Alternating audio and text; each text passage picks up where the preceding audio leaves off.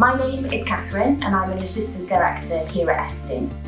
As a parent of a primary school child, I know how important it is to find the right information so that you can support your child's education.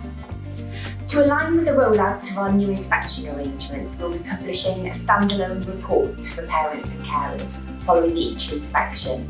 This report will include key information about strengths and areas for improvement, details about key recommendations, and information about follow-up.